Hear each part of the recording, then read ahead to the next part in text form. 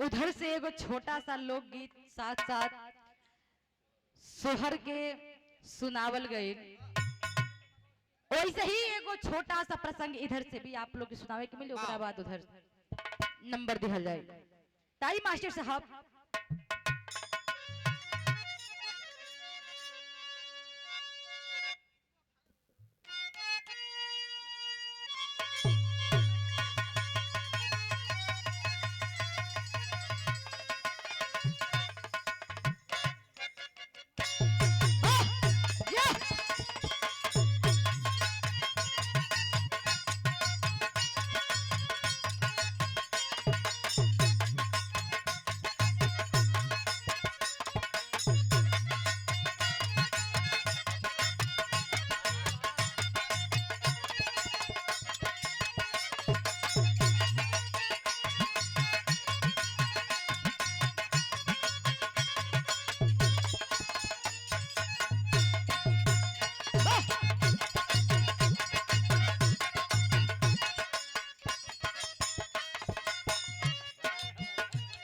क्या बात है, कोनो गीत के संकेत करत होन हमारे मास्टर साहब। उहे गीत बा कि कोनो भौजाई अपने ननद से पूछत बिया कि ए नंदो उस साधु बाबा के डेरा कहाँ बा। कौन भाव में पूछे?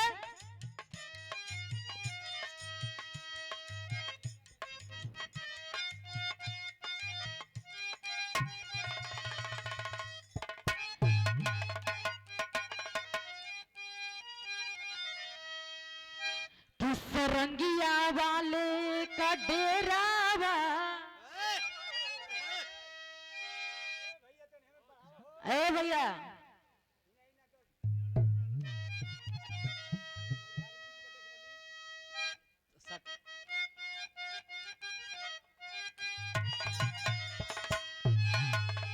कि सरंगिया वाले का डेरा बा,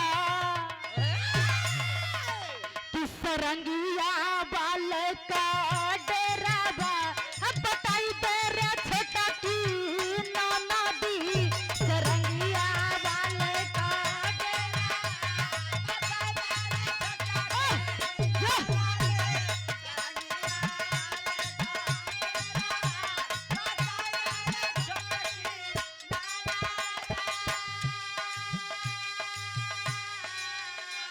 लेकिन बाबूजी बताया जाता है प्रमाण के रूप में कि सत्यवादी राजा हरिश्चंद्र जी जो अपने सत्य के लिए अपने हर चीज दान कर दिए, राजपाट से लेकर के महल अटारी सब कुछ दान कर दिए, यहाँ तक कि अपने ही बेटे को कफन देने के लिए उनको कर चाहिए था।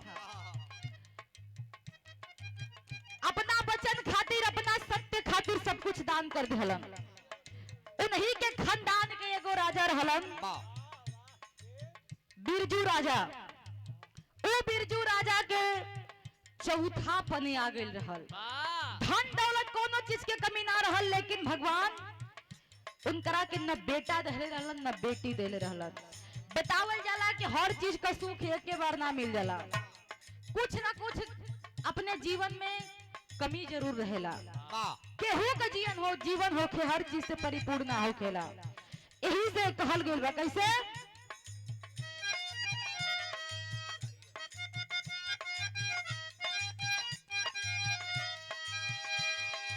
कि मन बैरागल होरी भजन में लागल, कि मन बैरागल होरी भजन में लागल, ललनामा चाहिए भोला जी।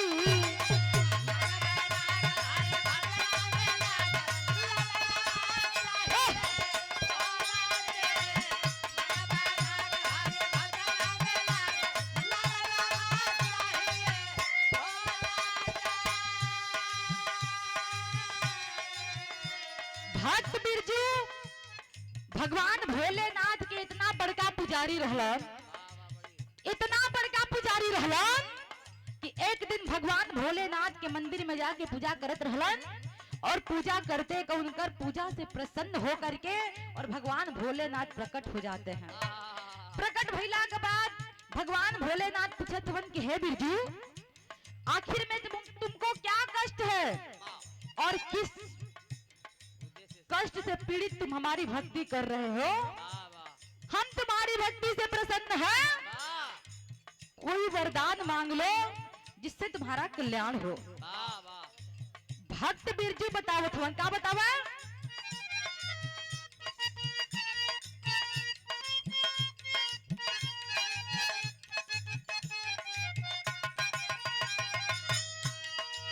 घर आंगन बा सुना सुना, घर आंगन बा सुना सुना, आइल चौथा पनवा हो।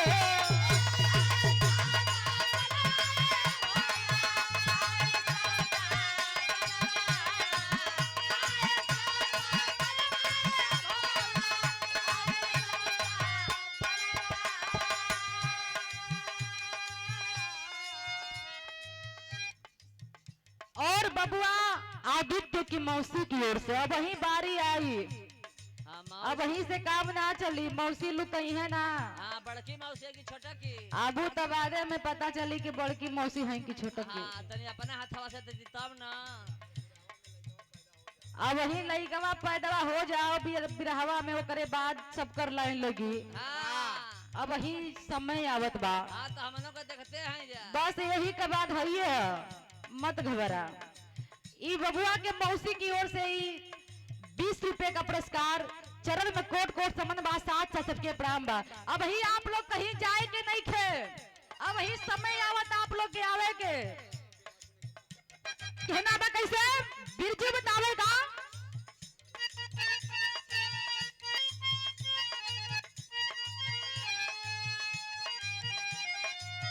घर आंगन बा सुना सुना, आइल चौथा पनवा हो।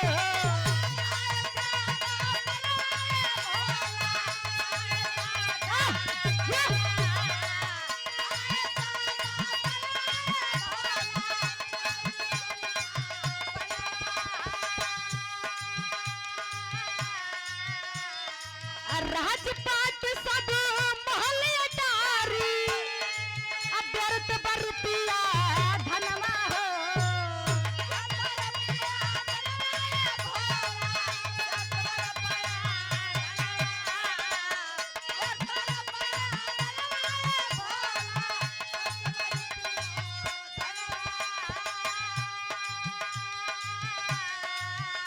अरे खेलेला बबुआ पालनवा,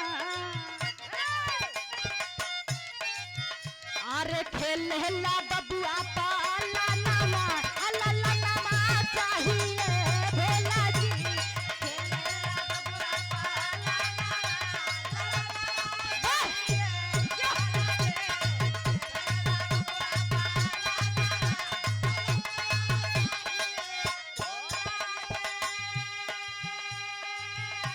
ए बाबूजी, जब भगवान भोलेनाथ से इतना कहलन बिरजू भक्त, तब भगवान भोलेनाथ ए मस्तु कह करके वहां से अदृश्य हो गए।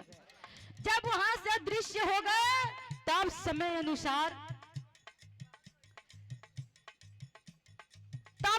अनुसार बिरजू के एगो पुत्र के प्राप्ति भइल। जब पुत्र के प्राप्ति भइल तब बिरजू के घरे खूबे सोहर मंगल होता। का बात बा, बड़ा साइते से लोग आ गए बनी जा, सोहर लग गल हो, बबुआ का जन्म हो गए। अच्छा बबुआ के बुआ, बड़ा खुशी होला, बुआ के नेगो मिलेला।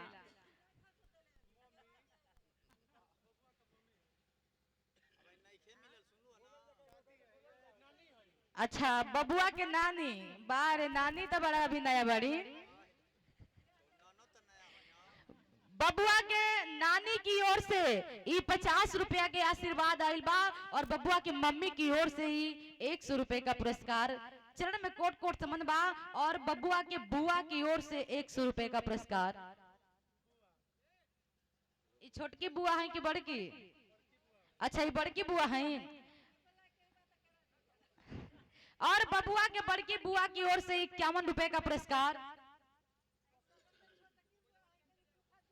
अच्छा अब माझी लड़का और सबसे छोटकी बुआ की ओर से चुटकुला गई। का बात बा। आप पूरा परिवार की ओर से बहुत बहुत दुलार प्यार आशीर्वाद। बबुआ के उम्र बढ़े और बबुआ बड़ हो करके अपने कुल खानदान के नाम के रोशन करे, नाम के आगे बढ़ाए, यही हमारा कामना है। यहाँ गाना बजाना होत बा, गाना बजाना होत बा और राजा बिरजू सबके बुला के अपना गाँव घर के मेहरारू के समय के अनुसार जब लड़का भइल बा तो सबकरा के बुला के गाना बजाना होत बा घरे। कहना बा कैसे?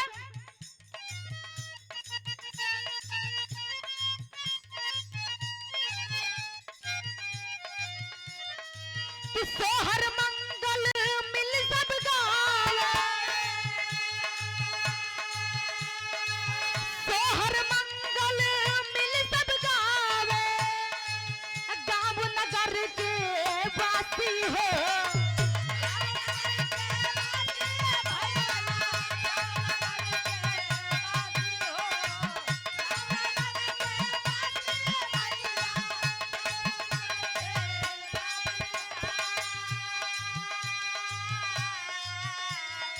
अब भोज निमंत्रण घूम घूम देला, अब बिरजू भेजले बारी हो।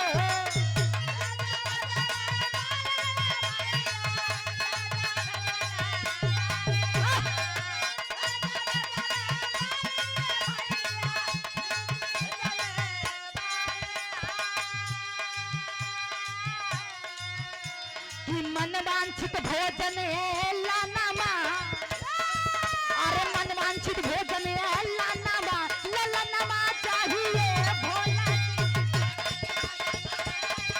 ललना माँ चाहिए भोला।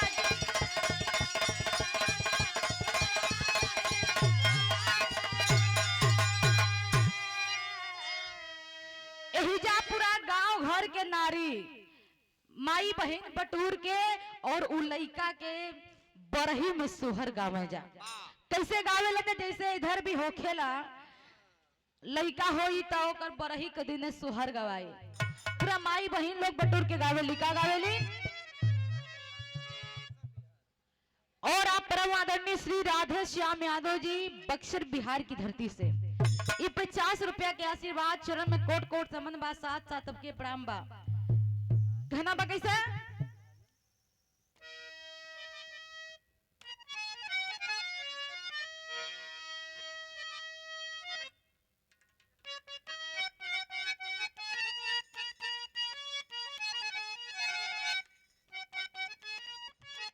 हेलो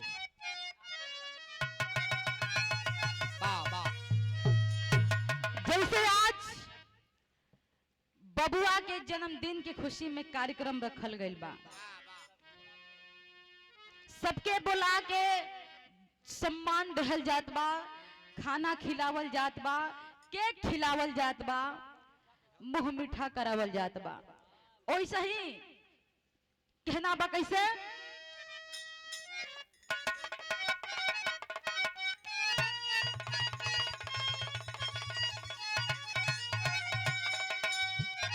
गावेली कैसे? कि जुग जुग जिया सुलला नामा, कि जुग जुग जिया सुलला नामा, भवना बात भाग जागल हो।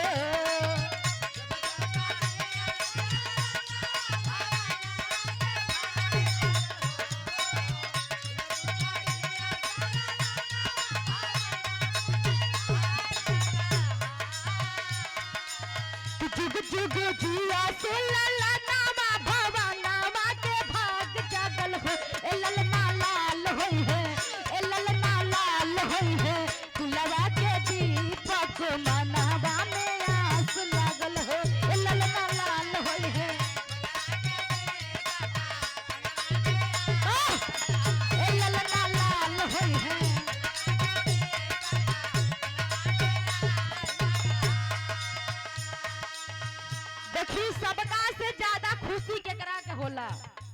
लइका के मौसी के होला सबसे ज्यादा खुशी मौसी के और लइका के चाचा के। संतू लाल यादव जी की ओर से लइका के चाचा, ए लइकवा का चाचा, लइकवा का चाचो का कुछ हक बनेला, छोड़ब ना ई जान ली। मंच पर पहला मुलाकात हो और भी परिवार में, तो लइकवा का चाचा लगिले छोड़ब ना। तो सबसे ज्यादा खुशी होखेला लइकवा का मौसी के। उ लइकिया लइकवा के मौसी से चले किया हमरा के एगो बबुआ भइल बा हमरे दीदिया के, उहे गोदिया में लेके और लइकवा के खिलावत बाड़ी। का कहतारी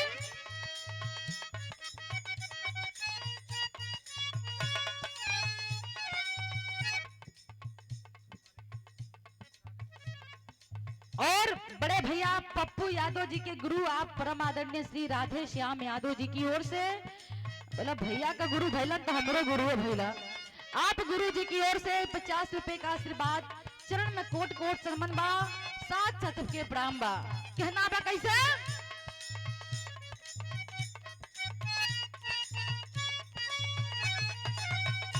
कहेली कैसे किया के रतिया सुहावन,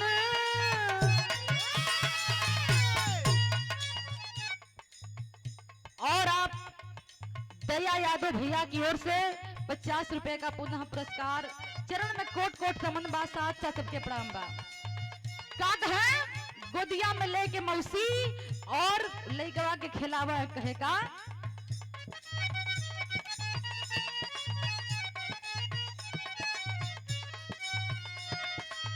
आज के रतिया सुहावन दिन माल भावन हो,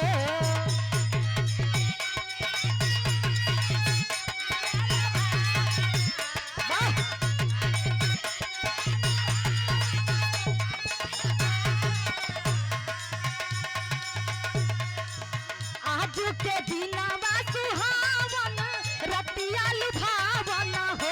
ललना दीदिया के, ललना दीदिया के बबुआ जन्म ले, बबुआ बड़ी सुंदर हो। ललना दीदिया के बबुआ जन्म ले।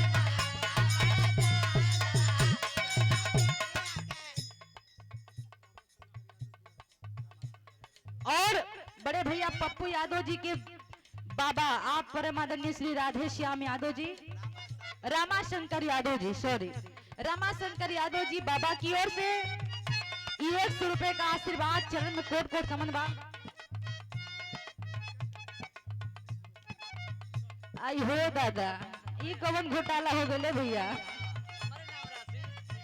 और हमारे ही नाम राशि की आप बबुआ के हम ही हैं। छोटकी मौसी अब मान ले तनी जा, बबुआ का मौसी की ओर से, ज्योति की ओर से। छोटा के कहना बा कैसे तो है पकड़ा बबुआ के। आई हो दादा लेके बैठल बड़ा का कबे का बबुआ के बैठल है। देखिया छुच्छू ना करे बबुआ। आ कहियो दे त का दिक्कत बा। ये तो मौसे ना होवन ऐसे गोदी में लेके आ लड़की मौसी गाँव में कैसे कहे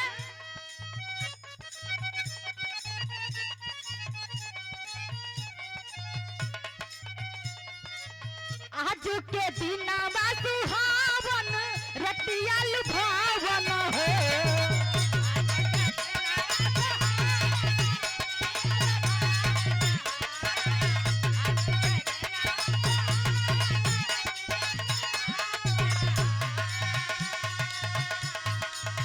आज के दिनवा सुहावन रतिया लुभावन हो।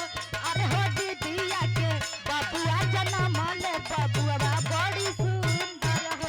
यार हो बबुआ के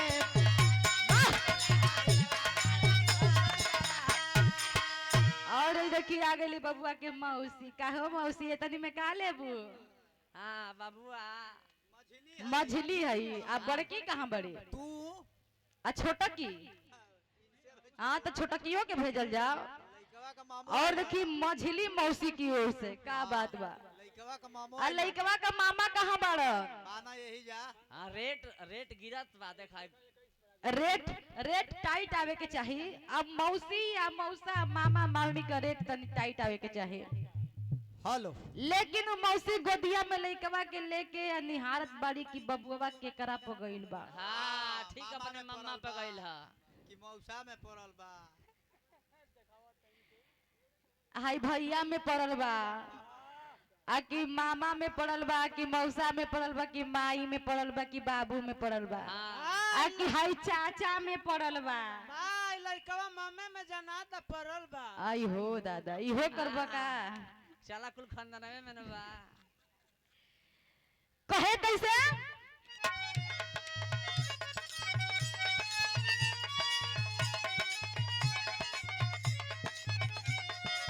अरे तू नकिया तो हउए जैसे बाबूजी के,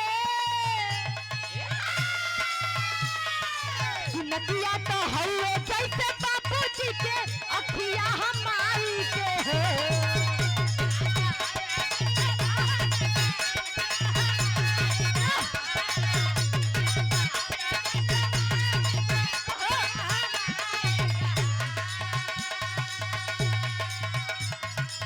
नकिया तो हउए जैसे बाबूजी के, अखिया हमारी के हो। ए ललना मुहावा हो, ए ललना मुहावा तू रुचवा के जोत त सगरो या जोर भइले हो। ए ललना मुहावा तू रुचवा के जोत।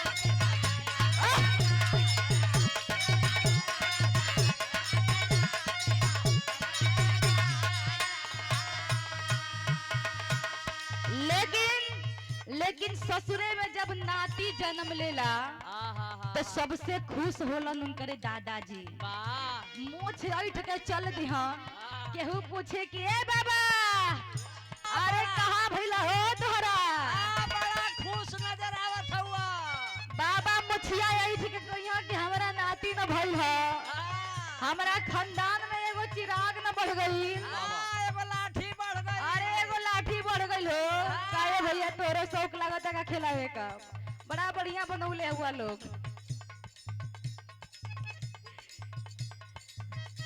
तब मौसी कहे नाच नाच के का गवा? पापा कबे ना आइल हो? पापा पपे तो दे थवन कबे का ना। पापा का कन्ना आई का बही?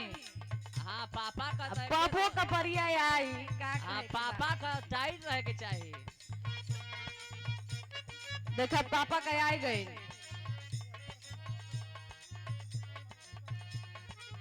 और देखिए बबुआ के पापा की ओर से बार बार पुरस्कार और बार बार सम्मान। ये 100 रुपए का पुरस्कार चरण में कोट कोट समन बा साथ था सबके प्रणाम बा। मौसी कहेगा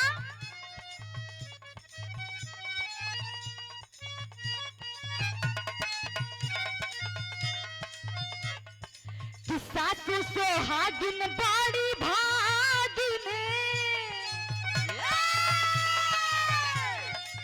सासु सोहागिन बाड़ी भागिन, हम धन लुटावेली हो।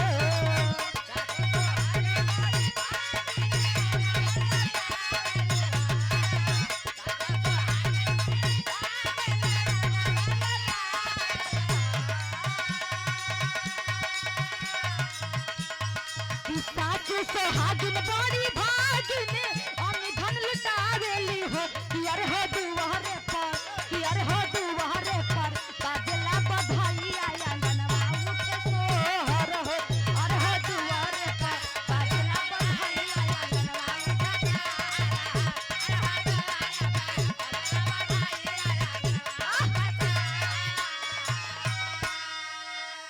लेकिन ये संतू जी 6 दिन के बाद 6 नंबर वाला आवेला। हाँ अच्छा नमा। हाँ जब 6 नंबर वाला आई है तो कहीं है मालिकिनी। हाँ। अरे के हर बारू हो? अरे आवा ए मालिकिनी है लगता कि बबुआ का छोटकी मौसी आ गईली। हाउ हाउ हाउ है मौसी बच्चा। नहीं यही छोटकी मौसी है, दोनों मौसी है जा। बबुआ के छोटकी मौसी की ओर से 50 रुपया का पुरस्कार। बबुआ जियो जागो और मौसी के सुख भोगो। अब जब मौसी लोग छोट बानी तो मौसा कहाँ ले आई हैं हाँ, लेकिन मामा हो मम्मा के हर बाड़न आवा बबुआ का मामा आ जा लामा मत रह आजे भर टाइम बा तनी संकल्प छोड़वाला और परिचय दिवाला कि तू ही लइकवा का मामा हुआ न तो लइकवा चीनी नहीं कि तू मामा हुआ न तो चली आवो अभी मामा मामी का बात छोड़ा मामा के अभी गोहरावत नहीं लेकिन ये संतू जी जब वो 6 नंबर वाला आवेला कहले या मलिकिनी अरे सुनतलू हो अरे केवाड़िया खोला हो जब जाके केवाड़ी खोलली त कहली ए मलिकिनी अरे हाय बाबू बाबा का कुछ बधाई ला हो देखा आइल बड़ी तोहार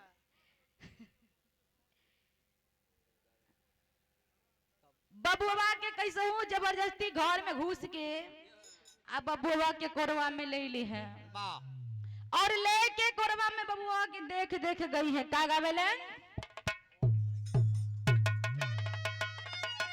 उधर से सुने के मिलल बहुत बढ़िया अंदाज में लेकिन सबकर अलग अलग अंदाज बा कहना है क्या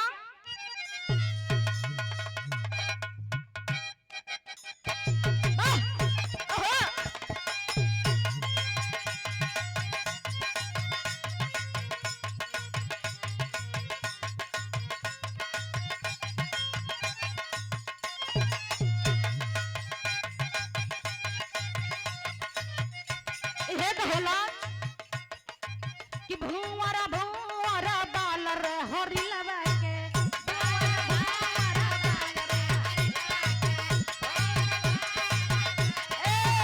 भूवरा भूवरा बालर हरि लवा के भूवरा भूवरा बालर हरि लवा के भूवरा भूवरा बालर हरि लवा के भूवरा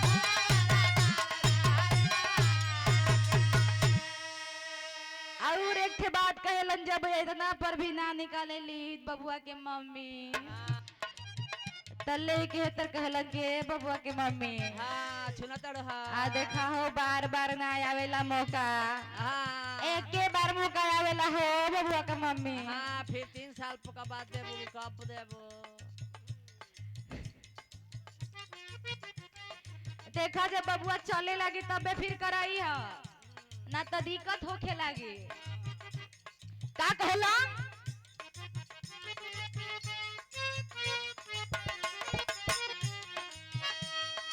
कि बबुआ के मम्मी तो महलो की रानी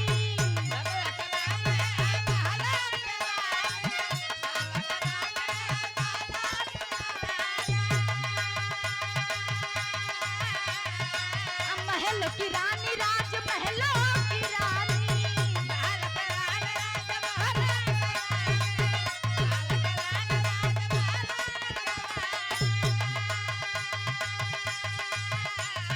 कि महल की रानी राज महलों की रानी पापा है रंगा बाजरे होरी लगा पापा है रंगा बाजरे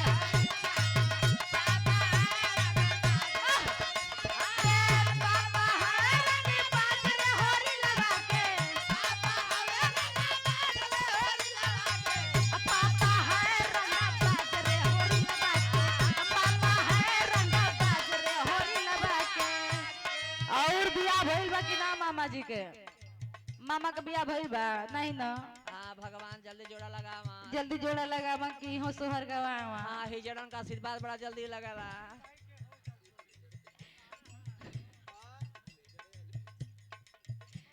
हाँ खुले जा हिजड़े आइल बना सा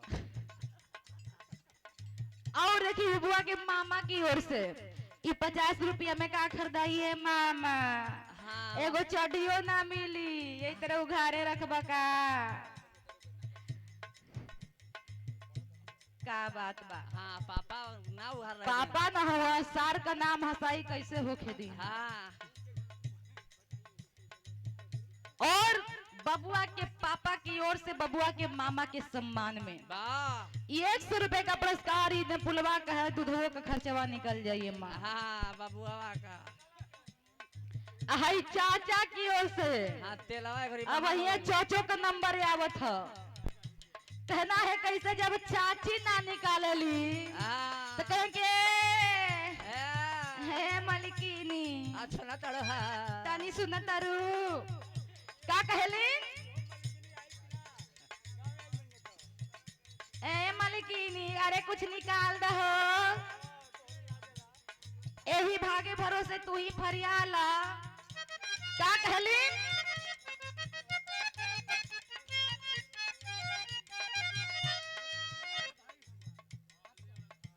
और बबुआ के बड़का पापा की ओर से आप बड़े भैया श्री अजय यादव जी की ओर से बारे बड़का पापा कहाँ बुलाइल रहन हो बड़ा की मामे है आ बड़की मम्मी कहाँ बाड़ी बड़कियों मम्मी के आवे के चाहिए ना आपन खर्चवा बढ़ाई ले तो बचाई ले तो लोग बबुआ के बड़का पापा की ओर से 100 रुपए का पुरस्कार चरण में कोट कोट सनमन बा साथ साथ सबके प्रणाम बा कहना बा कैसे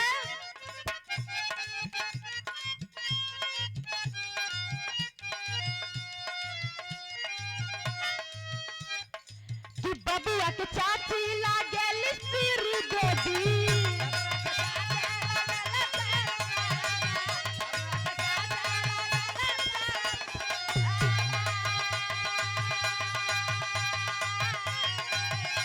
लागेल सिर देवी लागेल सिर देवी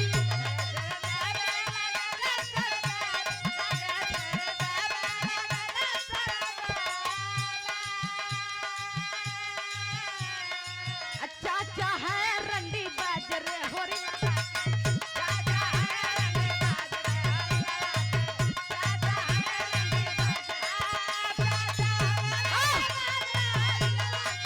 चाचा है रंडी बाजरे हो री लगा के चाचा है रंडी बाजरे हो री लगा के चाचा है रंडी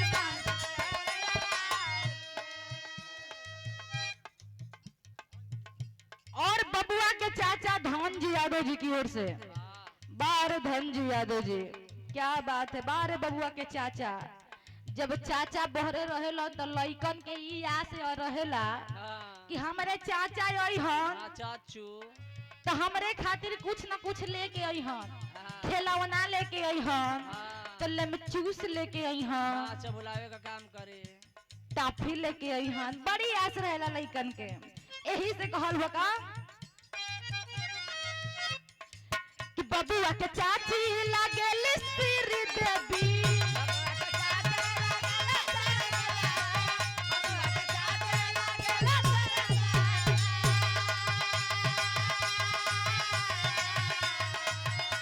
लागेल सिर देवी लागेल सिर देवी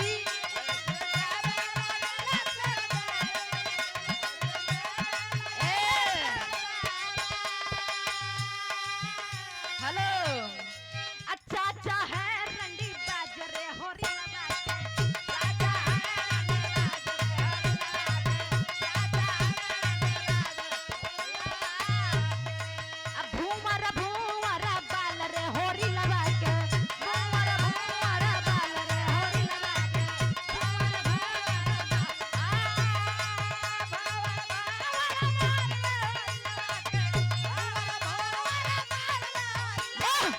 भूमर भूमर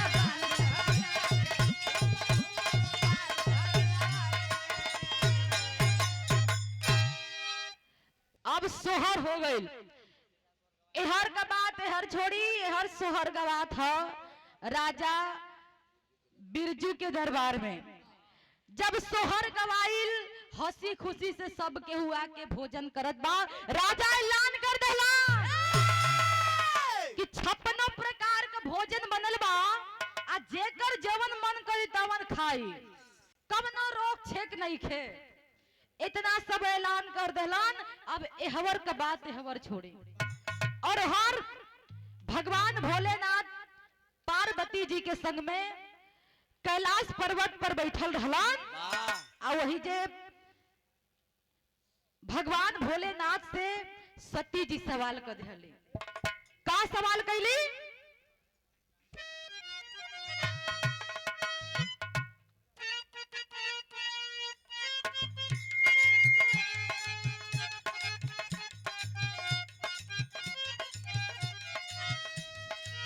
नीलनाभ में दंडन डोरी,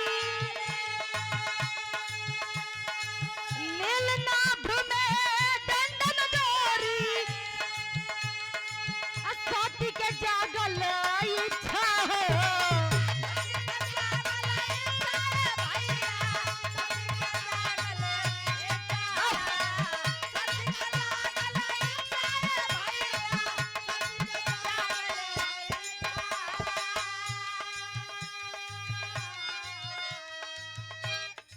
ए बाबूजी, सती जी के मन में इच्छा जागल। भगवान भोलेनाथ से सवाल कैली कि हे भगवान, हे स्वामी जी, आप तो पूरा सृष्टि के मालिक हैं, पूरा दुनिया के मालिक हैं, लेकिन जब एगो रूप बनेला, एगो घर बनेला, तो वो भी चार दीवारी पर टिकल होखेला। लेकिन हमरा ई न समझ में आवत बा कि जवन धरती बा और आसमान बा, ई धरती आसमान के बीच में कोनो पाया नहीं खे, कोनो खंभा नहीं खे, त ई कैसे टिकल बा? भगवान भोलेनाथ कहलन कि तनी धीर धरा, इतना जल्दी का बा, समझावे कैसे?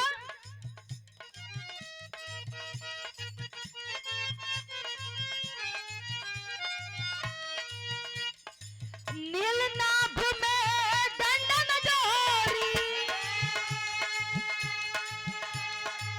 सती के जागल इच्छा हो।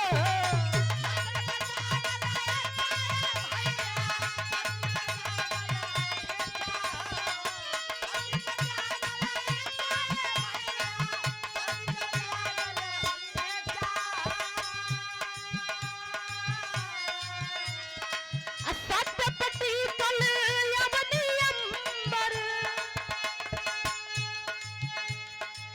सत्यपति कल यवनी अंबर, चाही सती जी परीक्षा हो।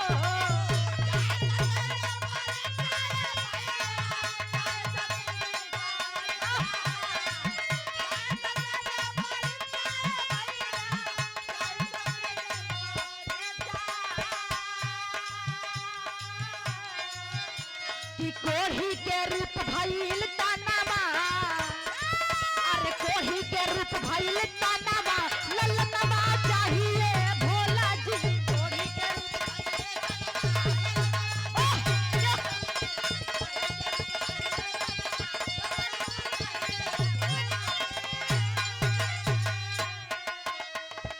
ए बाबूजी,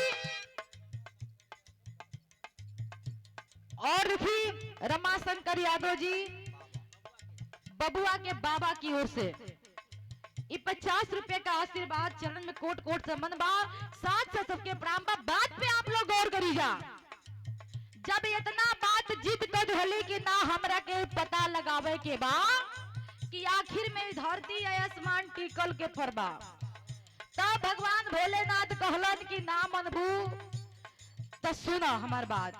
बतावत हवन कि जवन धरती या आसमान बा, इस सत्य के ऊपर टिकल बा, लेकिन सती जी के तबो धीर ना आवत बा। कहली कि सत्य होला कैसन?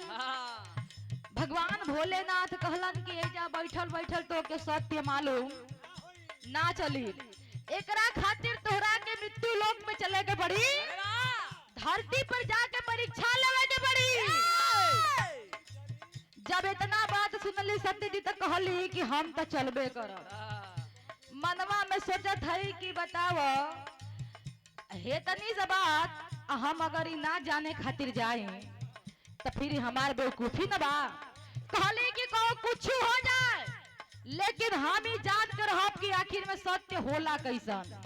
ए बाबू मेहरारू कहत भगवान भोलेनाथ बेबस होके कहलन कि चल, चलल वाली तो कहलन कि सुना, हाई तू जन झालर मोती पहिरले बारू, ई पहिर के जाइबू तो तोहरा सत्य दिखाई ना दे। तब कहली तब तो कहलन कि कुल उतार आ भेष के अपना बदल आ तब चल, तब तोहरा सत्य दिखाई दी कि सत्य बा कहवा। ए बाबूजी दोनों प्राणी कोढ़ी या कोढ़ीन के रूप बना के आ चलल बाड़न राह में। जब राह में चलल बाड़न तो चलत चलत एकदम जेठ बैसाख के धूप, सती जी के लागल पियास लागे गोस्ती मारे। कहली कि ए स्वामी, हे स्वामी अब हम ना चल पाई, भूखो लाग गइल बा, प्यासो लाग गइल बा। जैसे आज जिंगा कई प्रकार के भोजन बनल बा, वही तरह राजा के दरबार में भी 56 प्रकार के भोजन बनल रहे। जैसे यही जा हित नात रिश्तेदार दूर दूर से लोग आगे भोजन करत हन निमंत्रण देहला पर, वैसे ही राजा साहब अपने नाव के द्वारा चारी ओर निमंत्रण भेजवा के और सबके बुला के भोजन करवैले रहलन। और भोजन जब सबके क के जात ह तो वही रास्तवा धो के कुछ लोग भोजन क के आवत हवन। सती जी कहली कि ए स्वामी जी अब हमारा भूख लाग गइल बा, अब हमरा चलल ला जाए। भगवान भोलेनाथ कहलन कि दूर दूर तक या कुछ दिखाई ना देत बा, न कुछ खाए का स्रोत दिखाई देता, न कुछ पानी पिए का स्रोत दिखाई देता। ऐसा करा कि तनी सा धीर धरा और थोड़ा आगे बढ़ा। वही तरह आगे बढ़ौले जात हवन, तबले कुछ दूरी पे एगो व्यक्ति खाना खा के आवत हुए, पेट सुहरावत डकार मारत निकहन का। तब भगवान भोलेनाथ कहलन कि ये सती लागत कि अब तोहरा खाए पिए का स्रोत भेटाई। सती जी देख के उनके बड़ा खुश भइल बाड़ी। जब गइलन, जब पजरे राजा के दरबार के हैं, राजा के महल के पजरे गइलन जब लोग, तो सब लोग खा खा के निकलत हवन। तो जहाँ पतलवा फेंकाला वही जे जाके चुपचाप लोग बैठत हुवन। अब सब के खात बा जात बा, खात बा जात बा, लेकिन वो लोग ओजे बैठल बाड़न। निकहन का पिल पिल पिल पिल एकदम पूरा शरीर से बहत बा, बारे गंदगी एकदम लगल बा, मवाज गिरत बा, भक भक बसात बाड़न सब लोग अपन नाक मुद के आ ओइ जले जात बड़न की भाग रही कोढ़ी आकाज ने कहां ले आके जे बैठ गइल कि खइलो में बाधा डालत रहन से हुली बरता खइला पर। ऐसे ही सब कोहता नाक मुद के जात ह। जब सब केहू खा के आ चल गइल, तब केहू का भंडार जब खत्म हो जाला तो एक बार सब के घूम फिर के आदमी पूछ लेवेलन, जांच लेवेलन, देख लेवेलन कि केहू छूटल तो नहीं खे। वही तरह राजा बिरजू जब सब केहू खा लिहलस त अपन पूरा महल घूमत हवन कि देखी केहू खैले बिना बचल त नहीं खे। जब महल के बहरे गइलन त देखलन तो उहे कोढ़िया कोढ़िनिया बैठल हवन। जाके कहलन, विनती कैलन कि ए बाबा आखिर में आप लोग यहाँ काहे बैठल है जा, आप लोग भोजन कैली है जा। तो कोढ़ी कोढ़िन दोनों लोग कहत हवन कि ना हम लोग भोजन नहीं किए हैं।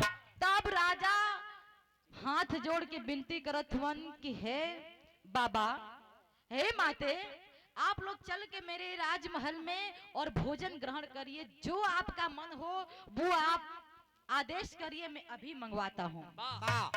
लेकिन वो दोनों कोढ़ी या कोढ़िन कहलन कि भोजन तो तोहरा के हर प्रकार के बा, लेकिन हम शाकाहारी ना मांसाहारी हैं, हम शुद्ध भोजन ना खाए, हम मांस खाए। तो कहलन राजा साहब की ओहू का व्यवस्था बा, बताई का चीज का मांस मंगाई, खस्सी का मंगाई कि भेड़ का मंगाई कि मुर्गा का मंगाई कि मछली मंगाई आ कि कुकुर का मंगाई। कुकुर का? हाँ हो, मतलब पिल्ला। हर चीज का मांस हमरे लगे उपलब्ध बा। लेकिन वो कोढ़ी या कोढ़िन कहत हवन कि ना हम ऊ सब का मांस ना खाई। तब राजा कहलन कि तब कौन चीज का मांस खइबा लोग, तब बतावे कोढ़ी का बतावे।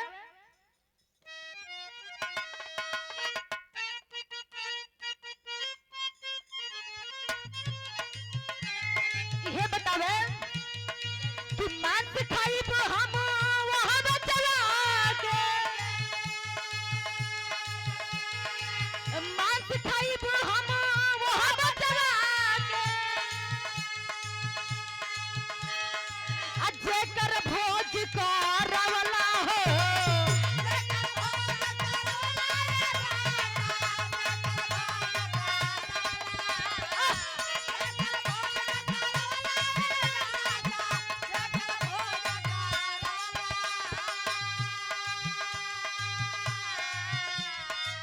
बात या घात लागल जियरा पे, सपना सब जरवला हो।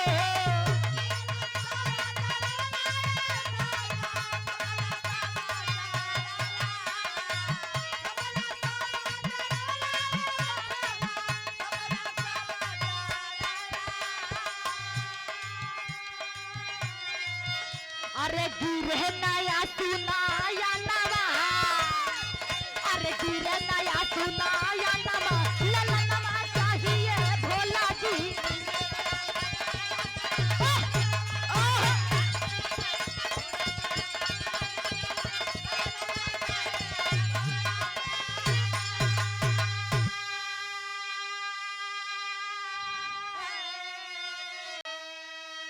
ए बाबूजी, उ कोढ़ी या कोढ़ीन कहत हवन कि हम ओही के मांस खाई जवना लइका के तू भोज करवले हवा। ए बाबूजी, इतना बतिया सुनत राजा के दिलवा पे आघात बहुत तेज लगल। कह सोचत हवन कि चौथा पद में एगो लइका भइल, ओहू लइका के ई मांस खाए के मांगत बाड़न। कहलन के हाथवा जोड़ के कि ए बाबा, अगर कोनो चीज के आप मांस, अगर दूसरा व्यक्ति के भी आप मांस खाइब तो हमरे पास इतना धन दौलत है कि हम कोनो व्यक्ति के खरीद के ले आके और मांस खिला सकत है आपके। अगर आप चाहे तो हमार मांस खा ले, लेकिन हमरे बेटा के मत खाए। लेकिन बुढ़ा बुढ़ी कहते हैं दोनों कि राजन, अगर खिलाना है तो उस बच्चे का मांस खिलाओ, नहीं तो हम भूखे वापस चले जाएंगे। ए बाबूजी, इतना बतिया सुन के राजा कहलन कि ना, आप यहाँ से जाई मत, हम अपने रानी से पूछ के आवत बानी, काहे से कि हमरा से भी ज्यादा अधिकार हमरे रानी का बा। कोढ़ी कोढ़ी दोनों लोग कहते हैं कि राजा मेहरबसुआ हुआ का, हम तो जानत रहनी है कि बड़ा करेजा वाला तू राजा बड़ा, लेकिन तोहरे जैसन तो हम छोट करेजा वाला राजे ना देखने। लेकिन ए बाबूजी कहलन कि ना, जात बानी और अपने रानी के हम पूछ के इतना बतिया हम आप लोग के बतावत बानी। ए बाबूजी, वही झोंक में तौले रानी भी आ गई बारी वहां। रानी भी ई बात के सुनत है, रानी भी एकदम चौंक गईली। कहली कि ये सब कैसे बुढ़ा बुढ़ी है कि हमरे बेटा के मांस खाए कहत हो लोग, कैसे राजा छुआ से कुल। ए बाबूजी, एक बोर अपना धर्म है और एक तरफ अपना बेटा, दोनों में से एक को अपनाना था। अगर अपने बेटे को लोग नहीं देते हैं तो इधर धर्म चला जाता है, अपने वचन से चले जाते हैं राजा साहब, और इधर जब अपना बेटा दे देते हैं तो इधर फिर से कोख सुनी हो जाती है। अब भैल का रानी भी समझावत है, रानी भी बतिया के कहली कि ये बाबा ऐसन करिए आप कि कोनो प्रकार के आप भोजन खा ली, कोनो प्रकार के आप मांस खा ली, लेकिन हमरे बेटा के छोड़ दें। लेकिन इतना पर भी बाबा कहलन कि ना, जा ई दोनों प्राणी ई लइका के मार के और थाली में परोस के ले आवलो, और हाँ, मारते समय आप दोनों के आंखों से आंसू नहीं गिरना चाहिए। इतना से बोलते आगे हुआ क्या?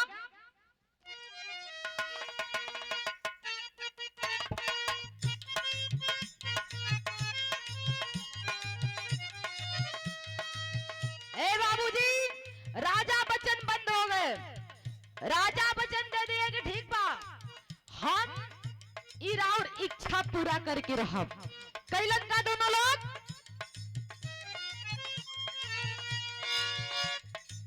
मारी कटारी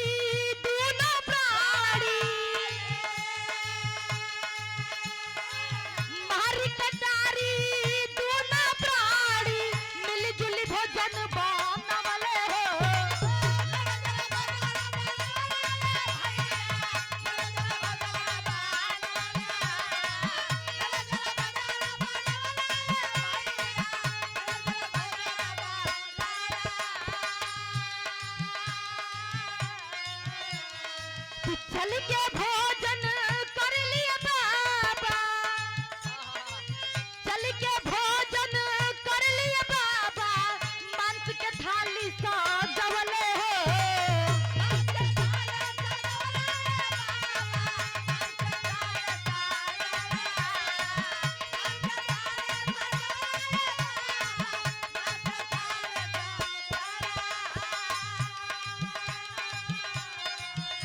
कि फीका नमक बोले बाचा नमा, अरे फीका नमक बोले बाचा नमा, लला नमा चाहिए भोला जी। ओहो,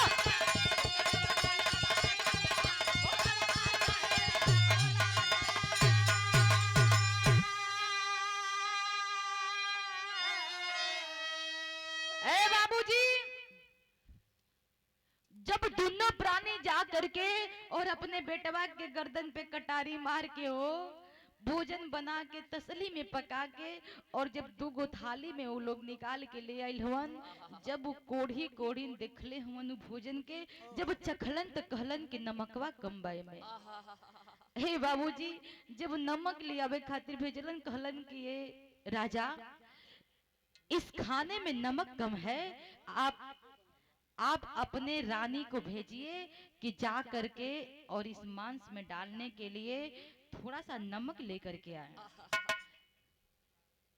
ए बाबूजी, रानी भरल आंख लेकर के, आंखों में आंसू लेकर के और जाती है अंदर राजमहल में और देखती है राजमहल में तो उसी पालने में, जिस पालने से उठा करके और उस लड़के को दोनों प्राणी काटे होते हैं, वो लड़का वही पालने में खेलत बा। हे बाबूजी, जब इतना दृश्य देखली रानी तो उ लड़कवा के पलनवा में से उठा के छतिया से साट के और लगली चुम्मे चाटे, लगली दुलार प्यार करे। बस इतने में नमकवा ले जाए के भुला गईले। जब देर भइल तब फिर पापी कोढ़ी बोलत हुए, कहलन कि ए राजा, तुम्हारी रानी अभी तक नमक लेकर के नहीं आई, हम लोग जा रहे हैं, अपना भोजन तुम स्वयं खाओ। राजा हथवा जोड़ के कहलन कि ना प्रभु, जितने जवने खातिर हम इतना कुछ कहनी, अपना बेटा के हम काट के आपके थाली में परोस दिहली, और इतना सब कुछ कैले के बाद अब छोड़ के चल जी तो फिर हमार का रह जाए। हम जातनी और नमक के लेके आवत बानी। जब राजा साहब गइलन तो ऊ देखत वन दृश्य कि रानी अपने बेटवा के लेके और खिलावत है, पुलावत है, चुम्मत चाटत है, दुलार प्यार करत है। ए बाबूजी, ऊ भी अंदरवा जाके अपना बेटवा के चुम्मे चाटे लगलन, दुलार प्यार करे लगलन, वो भुलाए गइलन। जब दोनों प्राणी सोचत हुवन कि ये कैसा दृश्य है, राजा समझ गए, और राजा जब समझलन त जब दोनों प्राणी बहरे गइल बारन जा, और जब दोनों प्राणी बहरे गइलन जा तो शंकर जी और पार्वती जी अपना अपना रूप में वहां आ गइलन जा, प्रकट हो गइलन जा।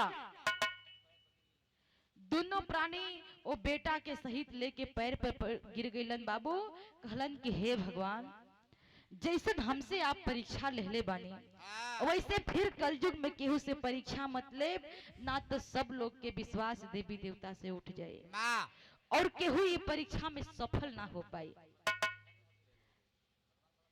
भगवान कहलन कि धन्य हो बिरजू, आपके जैसा मैंने भक्त आज तक नहीं देखा।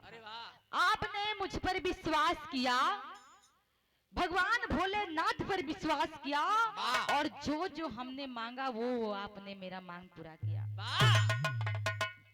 कहानी समाप्त भइल। आखिरी लाइन में बतावे के बाद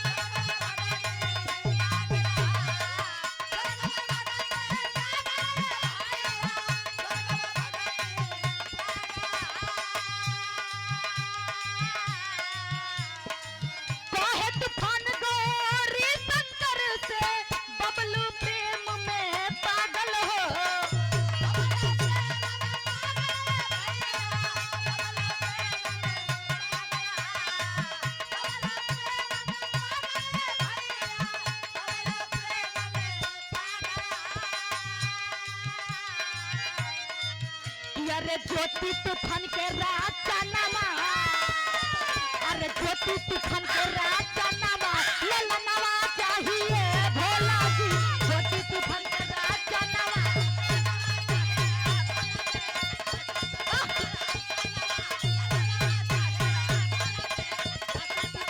अरे कि ललनवा